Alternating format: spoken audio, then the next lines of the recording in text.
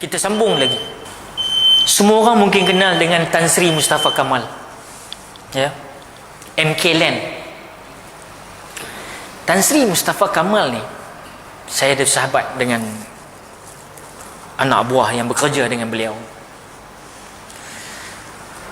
Bila dia nak bagi briefing kepada anak buah dia ni, Tan Sri akan sebut ada 4 perkara. Ni bukan hujung 4 belalang. Ada 4 perkara. Pertama, I know and I care, kata dia. Cakap orang putih sikit, sebab Taman Beringin ni dia punya maharif memang tinggi, dia punya pemikiran. Jadi kena cakap orang putih. Pertama dia kata, I know and I care. Pegang elok-elok. 1. Yang kedua, I know and I don't care. Yang ketiga, I don't know but I care. Dan yang terakhir keempat, I don't know and I don't care. Masya Allah.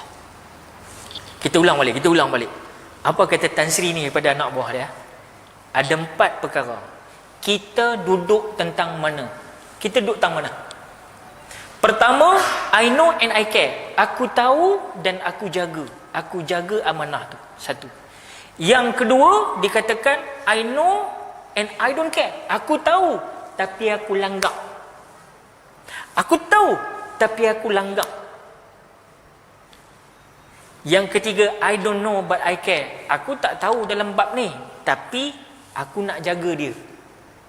Dan yang terakhir, yang paling baral, I don't know and I don't care. Aku tak tahu dan aku pun tak peduli. Ini memang baral tahap gaban ni. Yang pertama, I know and I care. Kata Tan Sri, itulah ciri-ciri Rasulullah sallallahu alaihi wasallam. Nabi tahu, Nabi ada ilmu dan Nabi jaga amanah ilmu itu. I know and I care. Ini malam ni, tuan-tuan.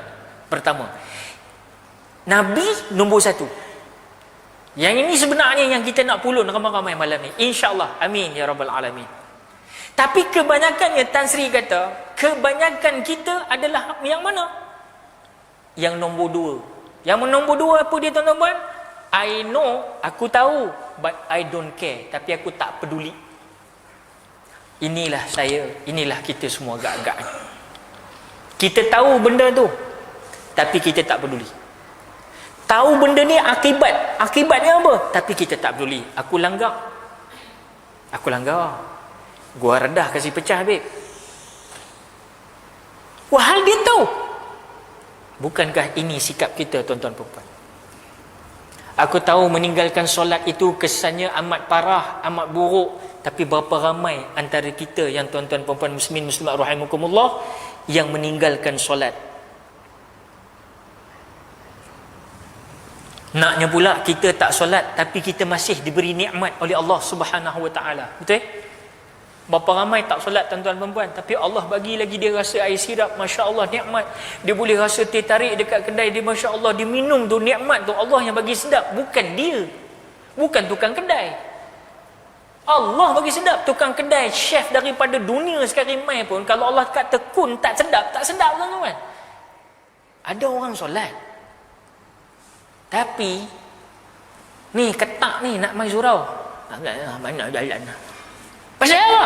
Pasal Allah dah tarik nikmat, tapi dia solat. Allah Rabbi Allah. Tengok Allah twist macam mana, tuan-tuan.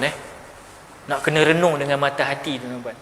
Tu tak sedap tu, nikmat Allah bagi, tapi kita tak solat. Saya ingat diri saya, tuan-tuan. Kita tahu tetapi kita langgar, tuan-tuan. Sebab itu kita tahu kita tak solat, tuan-tuan perempuan. Kita tahu bahawasanya solat itu mencegah perkara keji dan mungkar. Tuan-tuan percaya tak? Sekarang ni tahap anda semua ni, anda yakin kalau tak solat terlepas waktu satu waktu, mesti tak senang duduk lah. Confirm. Inilah kita allazi khalaqal mauta wal hayata liyabluwakum ayyukum ahsanu amala, kata Allah dalam surah Al-Mulk. Itulah kita ini yang Allah Ta'ala kata, aku jadikan mati dan hidup itu adalah sebagai ujian bagi kalian, aku nak tengok siapa yang lebih baik amalan dia, bukan lebih banyak amalan. Baik amalan. Kalau banyak amalan, dia jatuh nombor berapa tuan-tuan? Kalau banyak amalan, dia jatuh tempat yang tadi Tan Sri Mustafa Kamal kata apa? Dia kata, I don't know but I care. Nombor 3. Apa dia? Aku tak tahu, aku tak ada ilmu tentang pasal itu, tapi aku nak jaga amanah tu. Ini pun golmal juga, kata P. Ramlee. Betul tak? Dia tak tahu ilmu solat, dia ketagih nak solat. Masalah Syekh. Allah tak terimalah solat kita kalau solat kita pun masih tak menepati hukum syaraknya. Sebab itu kena faham. Ada orang semangat ni, aku nak ada semangat ni, nak buat ibadah, tapi dia tak jaga ibadah tu, sebab itu Nabi, tuan-tuan puan, pernah masuk tengok seorang bersolat. Nabi duduk, Nabi tengok, khalas kawan tu solat, Nabi pun jumpa dia, ya akhi, anta tadi solat ya? Khalas, sudah ya Rasulullah, anta solat lagi sekali. Nabi kata, pi solat lagi sekali. Dia solat sekali lagi, Nabi saja usah-usah tengok. Sekali lagi jumpa Nabi, Nabi kata, hang solat lagi sekali. Member, Nabi cakap, terus buatlah. Buat 2 kali. Sampai kali ketiga.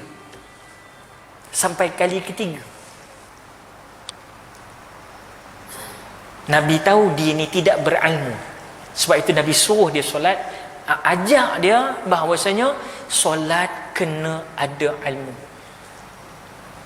Hatta disebut para alim ulama dalam perbahasan fiqh, kalau tenang dan khusyuk hati seseorang itu, maka tenanglah anggota badannya. Khudu' dalam bahasa Arab perbuatan zahir, khusyuk dalam bahasa Arab perbuatan spiritual di dalam itu. Khusyuk melahirkan khudu'. Allahumma salli ala sayyidina Muhammad. Sebab itu tuan-tuan, ujian. Kita ni duduk dalam ujian. Semalam tuan-tuan perempuan, tahu tapi buat tak tahu, dengan cara kita duduk berjiran ni. Kita ni sebenarnya duduk ni ada 2 je. Pertama, sama ada kita nak seronok ataupun nak bahagia. Kita nak seronok ke? Kita nak bahagia. Kalau tanya kita dulu tuan-tuan perempuan, mungkin kita nak seronok. Tapi sekarang ni dah tak timbul perkataan seronok dah tuan-tuan. Tanya otai-otai, hang apa hang cari ya Syekh? Aku rasa tak ada apa dah. Aku nak bahagia je. Aku nak tenang. Tenang is relax, relax is tenang. Pasal hidup tak dapat tenang. Kebahagiaan tak ada. Sonok tak. Sonok nak cerita sonok dengan aku. Aku duduk jalan ni, apa nama? Aku duduk jalan ni, apa nama ni? Jalan Tunku Abdul Rahman, jalan ni lorong Haji Taib semua. Hang sembang jalan Bukit Bintang mana yang aku tak masuk. Hang nak cakap pasal seronok dengan aku, boleh sembang macam tu kadang kan. Yang dia cari sekarang apa? Bahagia. Seronok ni aku tak mau. Aku nak bahagia. Bahagia ni kita boleh tengok juga kadang-kadang dekat wajah kita. Ada orang buat bahagia, tapi bahagia, ketenangan, P. Ramlee dah sebut dalam filem Ahmad Albab. Ketenangan, kekayaan, kebahagiaan bukan daripada berasa, tapi daripada Allah. Pakai macam jubah Yahudi mabuk yang nak nasihatkan aku, kata R. Tompel pada P. Ramlee. P. Ramlee kata, ketenangan, kebahagiaan, kekayaan bukan daripada berasa, tapi daripada Allah. Itu satu mesej yang deep dan power, tepat. Busur anak panah dilepaskan tepat pada sasaran. Allah